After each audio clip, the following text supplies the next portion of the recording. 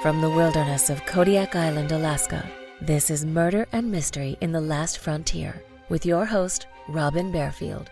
In a land full of peril and vicious animals, humans are the most dangerous predators of all.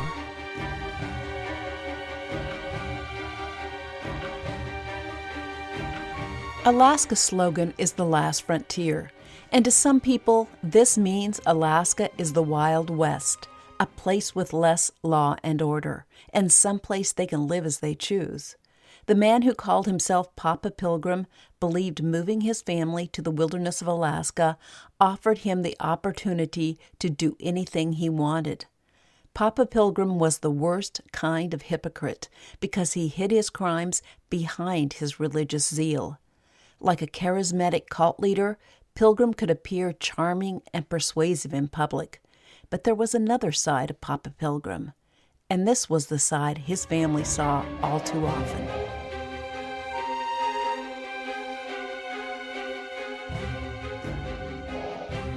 Welcome to Murder and Mystery in the Last Frontier. I'm your host, Robin Bearfield, and I'm broadcasting from the heart of the Kodiak National Wildlife Refuge on Kodiak Island in Alaska.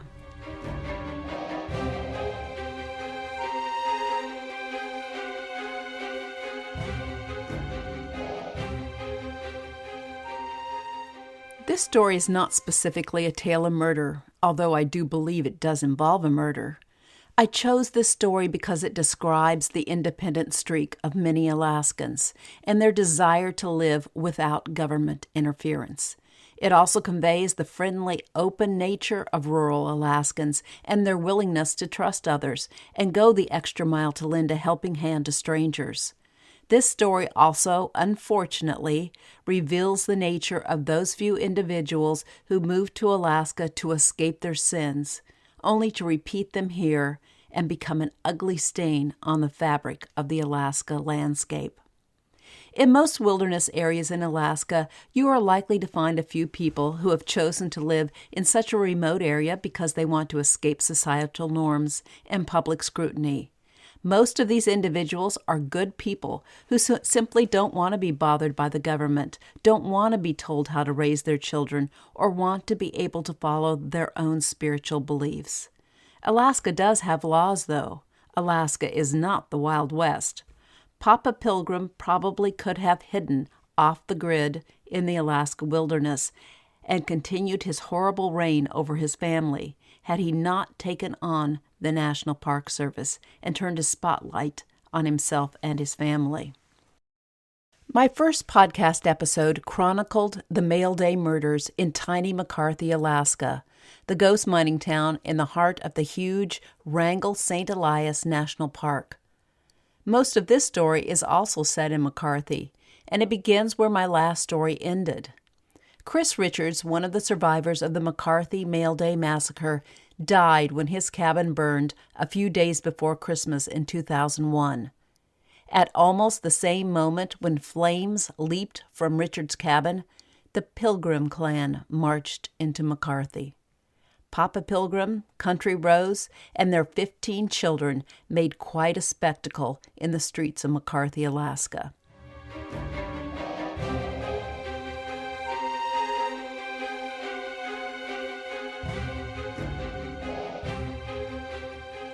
The strange story of Papa Pilgrim begins much earlier than his arrival in McCarthy, though. I'll start when he was in high school and went by his legal name, Robert or Bobby Hale.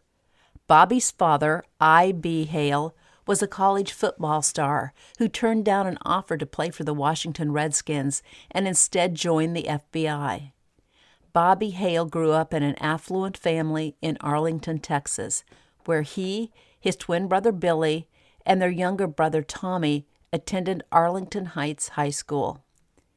Robert Hale was known for his violent temper and a love for fighting with his fists. He even trained as a boxer as youth. At age 17, Bobby ran off with his 16-year-old high school sweetheart, Kathleen, or KK, Connolly, the daughter of future Texas Governor John Connolly.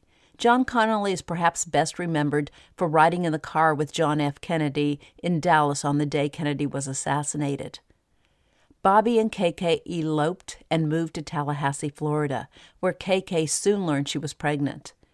Bobby and KK had a tumultuous relationship, and on Monday, April 27, 1959, following an explosive argument, KK spent the night with the landlady of their apartment building. The following morning, KK went to the local police station and asked if they could send her back to her parents in Texas. Before the officers had a chance to help her, KK returned to her apartment, where she was found dead a few hours later, the back of her head blown away by a 20-gauge shotgun. According to Bobby, he arrived home and found his wife lying on the sofa with a loaded shotgun, threatening to kill herself. He tried to get her to put down the gun, but when she refused, he lunged for the shotgun and it discharged.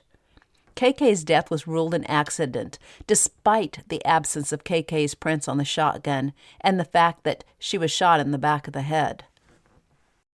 After KK died, Bobby returned to Fort Worth, where he received his GED and attended Texas Christian University for a short while. A few months later, Bobby and his twin brother Billy were caught breaking into the Los Angeles apartment of Judith Exner, the rumored mistress of JFK and a woman who supposedly also had ties with Sam Giancana, a leading figure in the Chicago Mafia. No explanation ever emerged to suggest why the Hale brothers broke into Exner's apartment, but not long after the break-in, the U.S. government awarded one of the largest military contracts in U.S. history to I.B. Hale's new employer, General Dynamics. Some historians wonder if the brothers were trying to find evidence in Exner's apartment about her affair with Kennedy to blackmail the president into awarding General Dynamics the defense contract. Bobby Hale next wandered from California to Houston and back to California, where he ran with the same crowd as Charles Manson. At age 33, Bobby, who was then going by the name Bob Sunstar, met 16-year-old Curina Rose Bresler near a waterfall in the San Bernardino Mountains. He soon began calling his new girlfriend Country Rose. Hale and Rose found a job caretaking a ranch owned by actor Jack Nicholson in a remote section of northern New Mexico. They stayed on the New Mexico ranch for more than 20 years, raising sheep and goats and growing vegetables. Rose gave birth to their first child, Butterfly Sunstar, later renamed Elijah, in 1975, and every other year Rose bore another child until she and Hale had 15 children.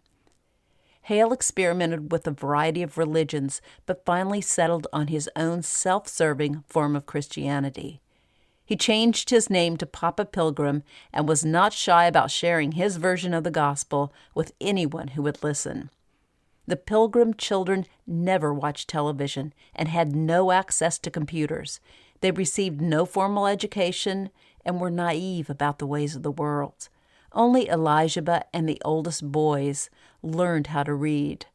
Hale destroyed all the family books except the Bible and a copy of Pilgrim's Progress and refused to teach the children how to read or even how to perform simple mathematical calculations. He wanted them to know the Scripture only through his teaching. He did not want them to read the Bible for themselves and then question his interpretation of it. Hale forced his children to haul his bathwater every night and then allowed them to take baths in his dirty water every 3 to 4 days. He bragged that his kids bathed in their undergarments and had never seen a naked body, including their own. Hale demanded total obedience from Rose and his children, and when he determined they had disobeyed him, he unleashed swift, brutal punishment. He whipped them with a leather strap or his belt, and he hit them with his fists. As a trained boxer, he delivered brutal beatings. When Hale and Rose first moved to New Mexico Ranch, they lived miles from their nearest neighbors. But over time, people began moving closer to the strange backwoods couple whose children never seemed to go to school. Hale taught his children it was okay to steal from a neighbor if a neighbor had something they needed. When neighbors started accusing Hale of theft and threatened to write a letter to Jack Nicholson asking him to evict the Hale family from the ranch, Papa Pilgrim decided it was time to take his show on the road and move his clan to Alaska. Once in Alaska, he believed he could live in seclusion with his family, preach his gospel, and act as Lord of his kingdom. What Hale did not seem to realize is that conditions can be extreme in Alaska, and you often must depend on others to survive.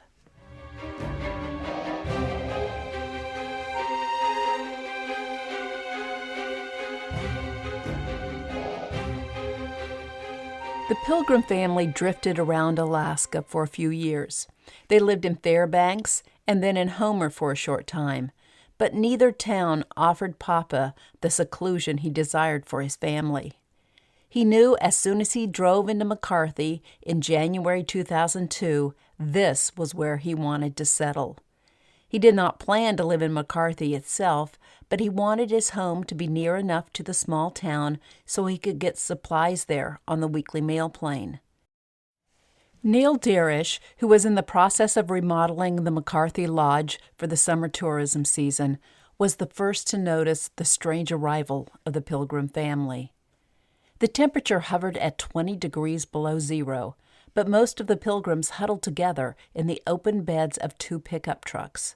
When the trucks rolled to a stop in front of the lodge, the kids sprang from the beds and began looking around town excitedly. A man with long gray hair, a long beard, a weathered face, and piercing blue eyes climbed from the cab of one of the trucks and introduced himself to Darish as Pilgrim. Darish invited the family into the lodge's dining room.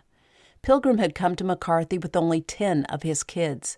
Rose stayed back with the younger kids while Papa checked out McCarthy and scouted available property.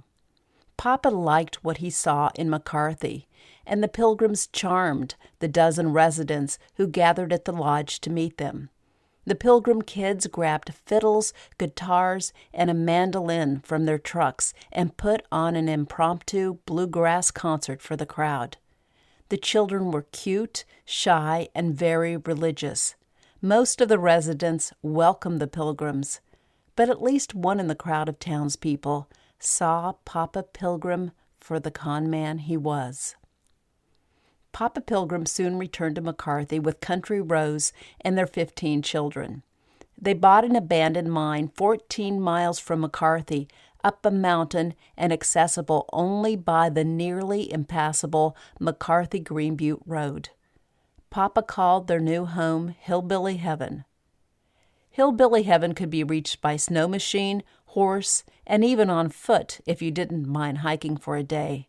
Since it was impossible to drive a truck up the road, though, Pilgrim arranged for supplies to be delivered by bush plane or by horse. The freight costs soon became too expensive, however, and in the fall of 2002, when the family ran short on funds, the Pilgrims began to secretly use a bulldozer to clear the old road to town. Since the road ran through the Wrangell St. Elias National Park and park regulations prohibited clearing park land or altering the old road in any way, Pilgrim did his best to hide his illicit actions from the Park Service. The following spring, when park rangers discovered what the Pilgrims had done to the road, they began surveying the damage and prepared a lawsuit against Robert Hale, a.k.a. Papa Pilgrim. Pilgrim wasted no time preying on the generosity of other Alaskans and asking for their sympathy and support. He posted letters around McCarthy about the unfairness of the Park Service, denying his simple, God-fearing family access to their home. He invited a television news crew from Anchorage so its viewers could see the family's simple lifestyle, and Papa could talk about how much they needed the old road to haul supplies to their home in Hillbilly Heaven. The charming news piece created support for the Pilgrims and anger against the Park Service. The story about the Pilgrims and their simple, godly lifestyle high above McCarthy in hillbilly heaven spread to national and international news organizations. The Washington Post, The Economist, CNN, and the BBC all did stories on the Pilgrims and their backwood lifestyle. Zealous reporters uncovered the story of Hale's past, but the Pilgrim patriarch reveled in all the attention and greedily accepted proffered charity. He pushed his charming children in front of the cameras and never missed an opportunity for his family to perform their gospel tunes for the press. Residents of McCarthy, who had at first found the Pilgrims charming and had welcomed them with open arms, soon began to grow tired of the Klan. At the beginning of the 2004 summer tourist season, Pilgrim dressed some of his younger children in ragged outfits and stationed them by the footbridge into McCarthy, where they sold tickets for a bus ride up to the Kennecott mine. Other local families already provided a bus service to the mine, and the residents of McCarthy resented the Pilgrims for stealing the business. The Pilgrims also set up a squatters' camp down the street from the McCarthy Lodge, where they stayed when they were in town. Not only did they encroach upon the properties of others, but they brought their livestock into the camp, forcing their neighbors to deal with the smell and excrement from the animals. McCarthy residents repeatedly asked the Pilgrims to move their squatters' camp. But when they refused, Stevens Harper, a park ranger, and a neighbor whose driveway had been partially blocked by the Pilgrims' possessions, approached their camp driving a bulldozer. 24 McCarthy residents arrived on the scene to support Harper, and Papa Pilgrim finally moved the camp to a parcel of land he'd recently purchased at the end of the McCarthy Road. Papa Pilgrim continued to teach his kids it was okay for them to steal equipment and animals from others, and if the father had a run-in with one of the locals, he often sent Joshua and Jacob, his 2 oldest sons, to follow or frighten them. When Park Service rangers attempted to climb the road to talk to Pilgrim, some of the oldest kids at first followed the rangers on horseback and then blocked their way when they got closer to hillbilly heaven. Papa Pilgrim liked to preach his version of the gospel, and when others disagreed with him, he'd get mad and leave. The people of McCarthy found Papa Pilgrim overbearing and self-righteous, and they were concerned about the welfare of the kids. The older kids often sported large bruises, and people wondered if the bruises had been caused by a rough life outdoors, or was their source more sinister? A few realized most of the kids could not read, and they wondered if the children had ever received formal schooling.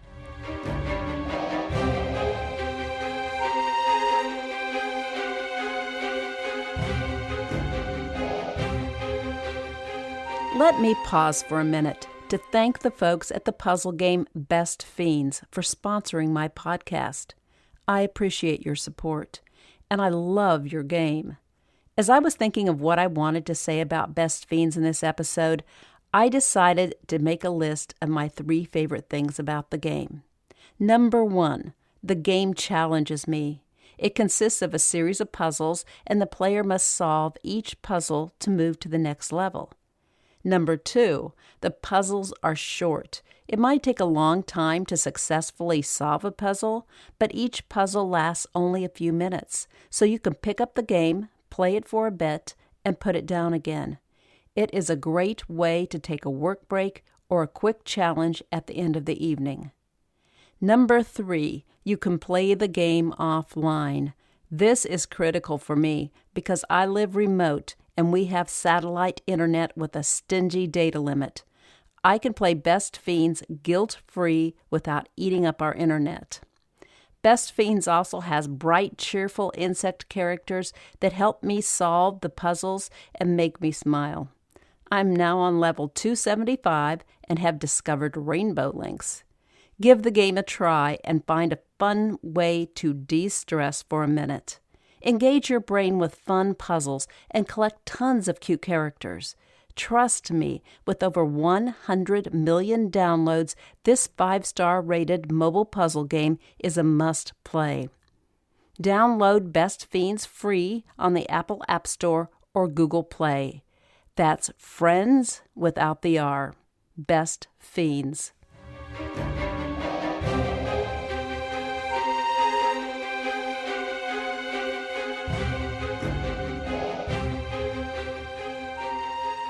Although the residents of McCarthy worried about the Pilgrim children, most felt it was not their place to interfere in the lives of this devout Christian family, who seemed well-adjusted and happy. No one could know the horrors Country Rose and her children endured at the hands of Papa Pilgrim. Pilgrim began having sexual relations with his oldest daughter, Elisheba, when she was 18 years old. 10 years later, she, her father, and her mother often shared the same bed. Hale told his daughter that her mother was old and ugly and no longer excited him. He told Elisheba she needed to get him excited so he could plant his seed in her mother. Elisheba hated having sex with Papa. She knew it wasn't right, but when she told her father she thought their relationship was sinful, Papa told her the scripture said it was okay for a father to have intimate relations with his oldest daughter. He also pointed out she was helping her mother have more children. In 2004, the Pilgrims met another devout Christian family who lived in Palmer, Alaska. The Buckinghams had 9 children, and the Pilgrim children were thrilled to meet new friends. At first, even Papa Pilgrim liked the Buckinghams. But then Jim Buckingham noticed the many bruises on Elisheba and suspected her father was physically and sexually abusing her. When Buckingham confronted Pilgrim about his suspicions, Pilgrim grew angry and ordered his family to leave the Buckinghams' home. While at the Buckinghams, Elisheba told the Buckingham girls the Bible discouraged marriage. The Buckingham girls, who knew the Bible well, explained to Elisheba she was misquoting the Bible. Elisheba began to wonder if her father had misquoted the Bible on purpose, and she began to question everything Papa had told her. She especially wondered whether the Bible said it was right for a father and daughter to have sexual relations. Papa seemed to be losing control of his temper more often.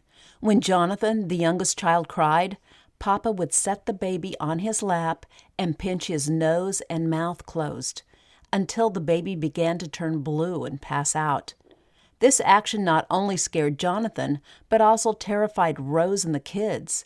So Papa began to pinch Jonathan's nose and mouth closed to keep the others in line.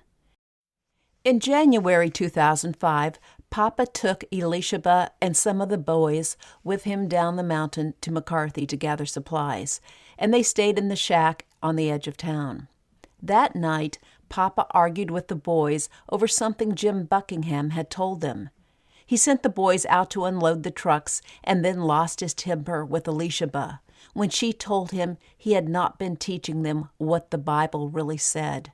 He took off his belt and began whipping Elisheba. When the boys heard her scream, they returned to the shack. Elisheba tried to run out the door, but Papa grabbed her by the hair and dragged her back inside the cabin. He told the boys to leave, so they got on their snow machines and headed up the valley to their home. Papa beat Elisheba and raped her repeatedly. He kept her locked in the shack for 3 days, and when he finally took her home, he made her wear a ski mask so the others could not see her bruises and her badly swollen face. Elishaba's 16-year-old sister, Jerusalem, asked Elisheba to remove her ski mask, and Jerusalem felt sick when she saw Elishaba's face.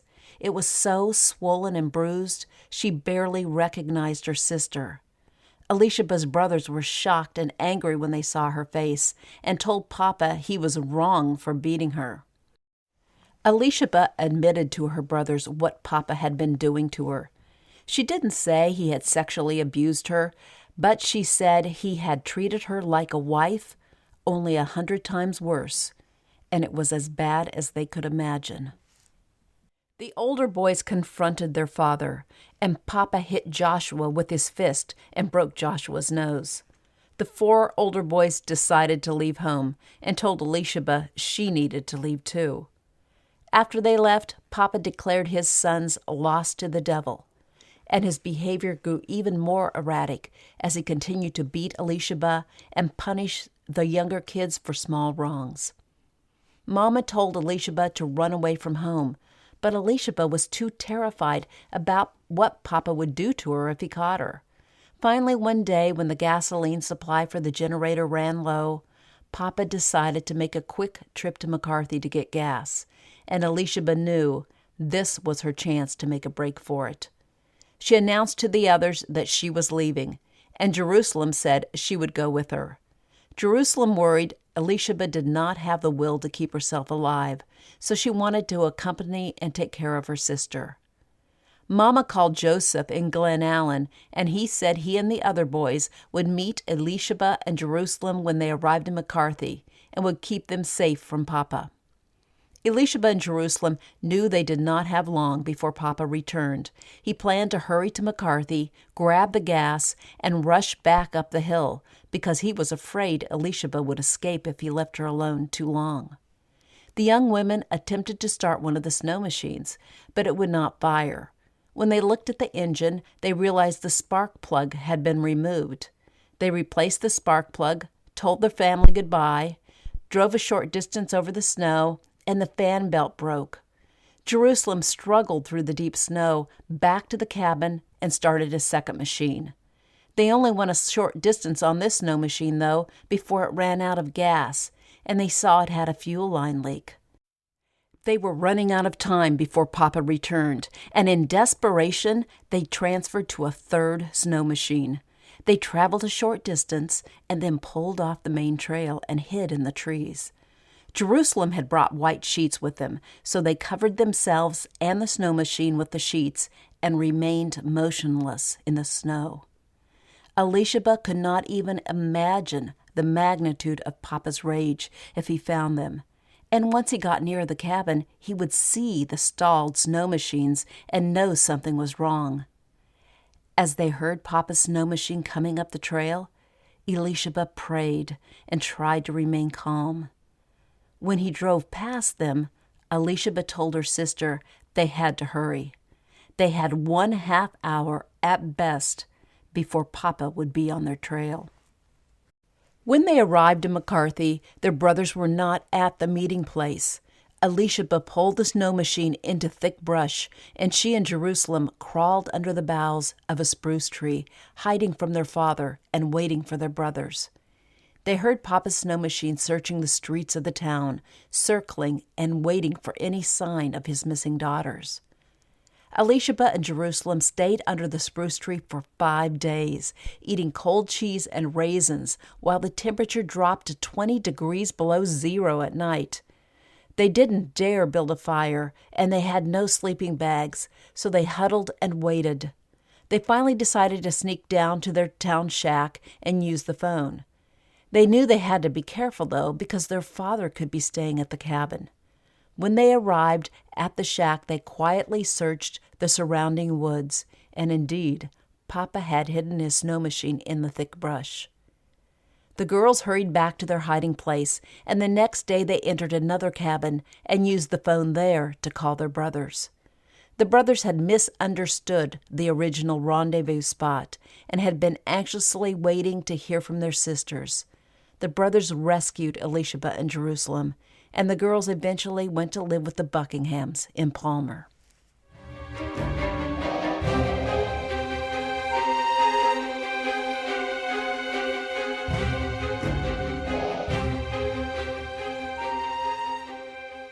A few months later, when Elisheba heard Papa had nearly beaten 2-year-old Joseph to death, she knew it was time to report Papa's many sins to the authorities. Robert Hale heard the troopers were after him, and he managed to hide from them for 12 days, but was eventually found and arrested. He stood quietly while the troopers placed the handcuffs on him. Hale continued to deny the claims made by his wife and children, even after a Palmer grand jury charged him in September 2005 with 30 felony accounts of rape, assault, and incest. He pleaded not guilty to the charges, but a year later he changed his plea to no contest in exchange for a 14-year prison sentence.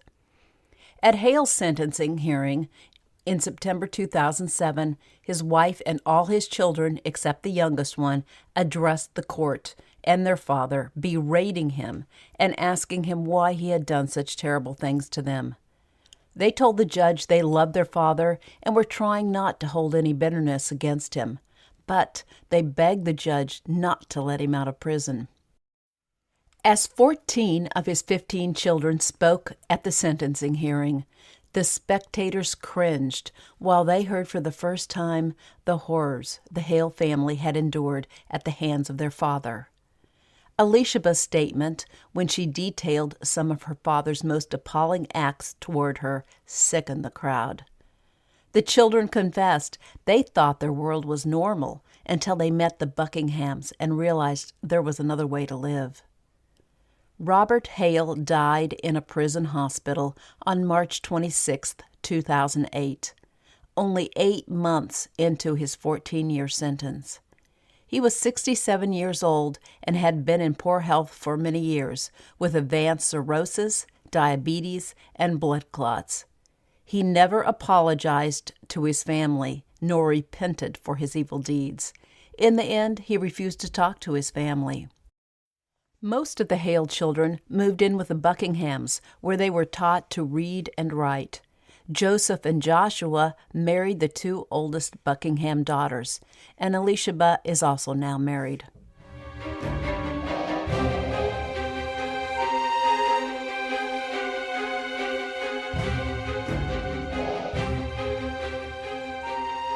How do you erase a lifetime of abuse and a childhood where you were taught how to survive on your own in the wilderness, but were taught nothing about how to belong to society and treat others? Hopefully, with much support, the Hale children will find their way.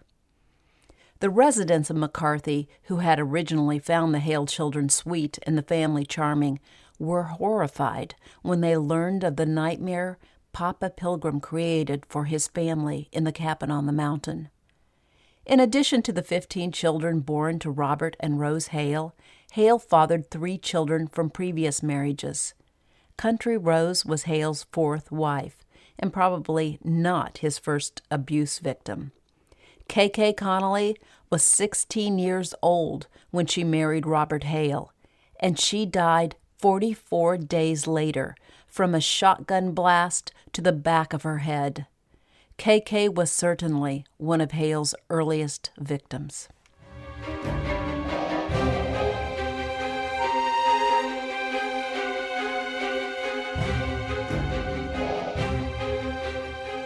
If you would like to listen to extra episodes of Murder and Mystery in the Last Frontier, I invite you to join the Last Frontier Club. I am celebrating the grand opening of the Last Frontier Club until the end of June. The names of everyone who joins before then will be placed in a drawing to win Last Frontier Club merchandise, autographed copies of my books, handmade glass jewelry, and more. I will, of course, include the names of those of you who have already joined the club in my drawing. You can find the link to the club in the show notes, or you can simply go to patreon.com. That's Patreon, patreon.com, and search for Murder and Mystery in the Last Frontier. I hope to see you there. Thank you for listening, and I'll be back soon with the next episode of Murder and Mystery in the Last Frontier.